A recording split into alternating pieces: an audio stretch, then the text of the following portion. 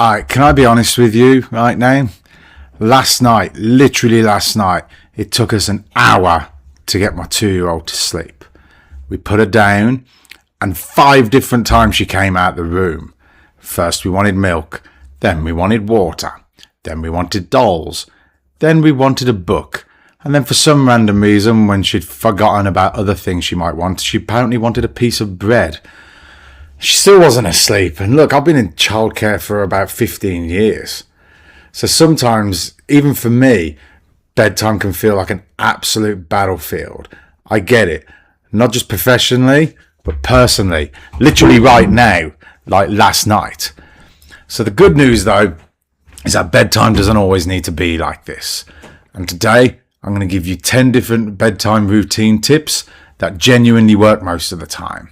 Not just textbook advice, but things that work in real homes with real children who are exhausted and exhausted parents.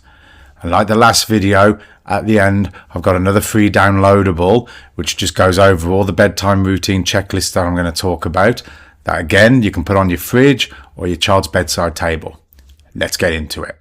All right, first up, and honestly, this one kind of lays the foundation for the rest of them, and that's consistency. What does that mean? Same bedtime every night, even on weekends.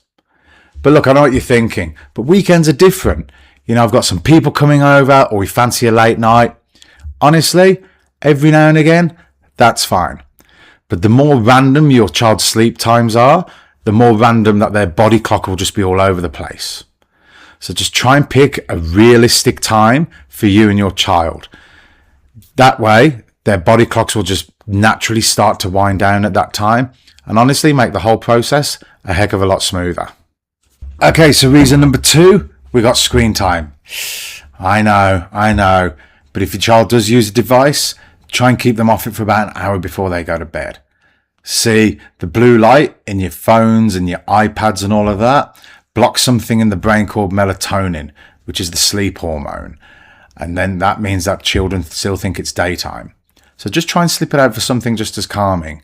You know, some puzzles or some books or some soft toys. You know, just something like that. And that will just help calm them down in the same way.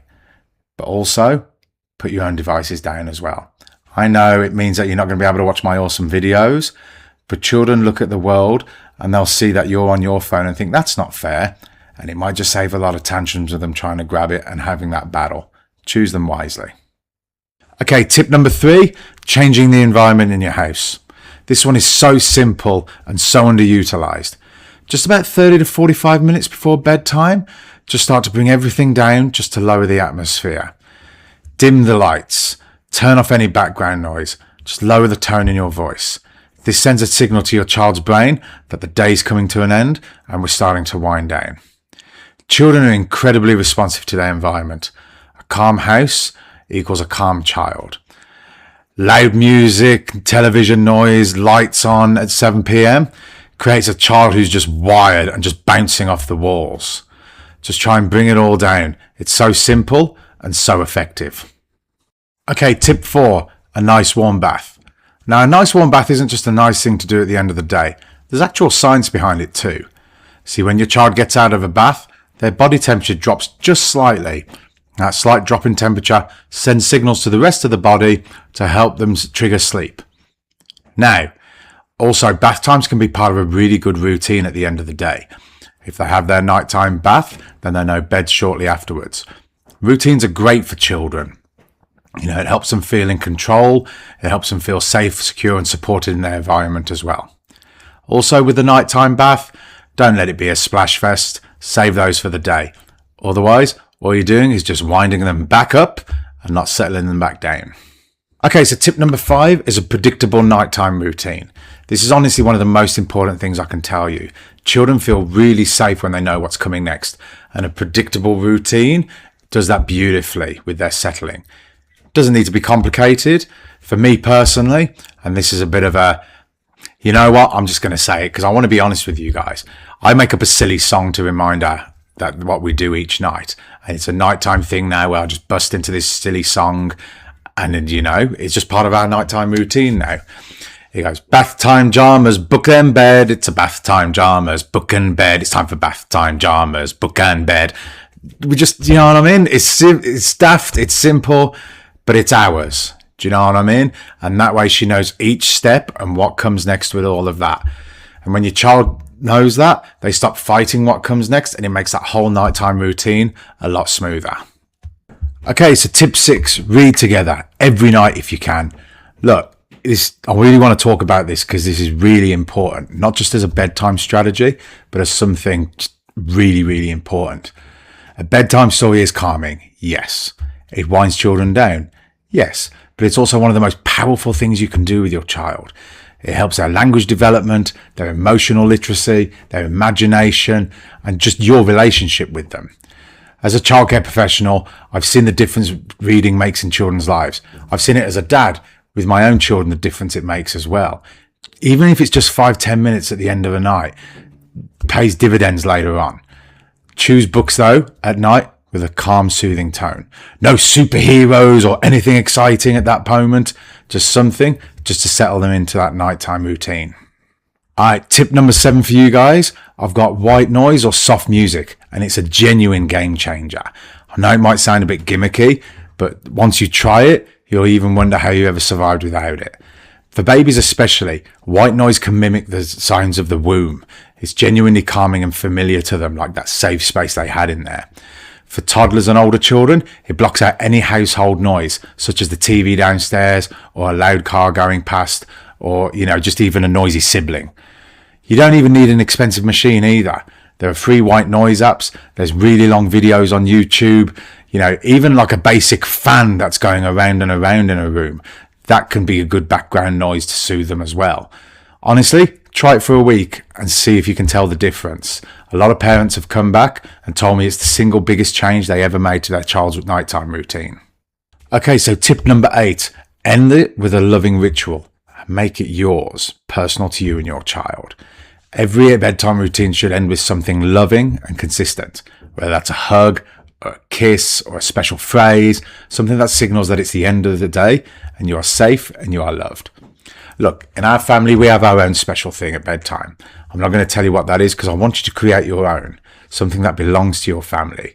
Your child will look forward to it every single night, and it'll become one of those small, beautiful memories that they carry with them for life. Don't underestimate how much children need that sense of safety and closure at the end of the day. A loving ritual provides exactly that. Okay, so time for tip 9, which is nightlights and choosing the right ones. Fear of the dark is completely normal in young children. It's actually developmentally appropriate. It's not a problem you need to fix. A small nightlight can make an enormous difference to a child who's genuinely frightened. But here's what a lot of parents don't know. The colour of the light matters. Blue and white suppresses that melatonin, which I mentioned before, just like the screen light does. Choose a nightlight with a warm red or an amber glow. Those wavelengths actually have minimal effect and impact on sleep hormones. Also, just keep the light dim, just enough for your child to see that everything's okay, not to wake them back up again, or bright enough that you can read on. Okay, last tip here, and this is the one that trips so many parents up, night wakings. So when your child wakes in the night, how you respond teaches them what to expect. If the response is big, lights on, lots of talking, coming into your bed, they learn that night wakings lead to something more stimulating and worth doing. The goal is to respond with calm, minimal interaction. Go to them, reassure them briefly, tuck them back in and leave. Keep the lights off or very dim. Keep your voice quiet and calm. The message you're sending is, you are safe, it's still nighttime, it's time to sleep. This takes consistency and can be really, really hard, especially at 3 a.m. when you're just exhausted and it's easy to bring them into your bed. I get it. I've done it. But consistency here makes a real difference to everyone's sleep long term. Bedtime doesn't have to be something you dread. It can genuinely be one of the nicest parts of the day, away from all that craziness and busyness into just something a lot more calm and connected. Look, I got 15 years of experience in the early childhood sector myself, but I'm a real dad who's in the trenches at the moment with their child too.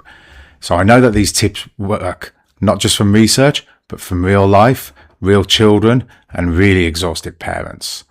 Look, I promise you a free printable checklist So check it out in the description below. Stick it on the fridge, on the bedside table next to your child's bed, and let the routine do the work for you. If this helped today, please hit like and subscribe. Or more importantly, if you know someone who could really benefit from this, please share this video with them as well. Look, I've got a lot more videos coming around, but for now, I hope you guys have a good night's sleep tonight and that it goes a lot smoother. And don't forget, walk in love and peace, guys.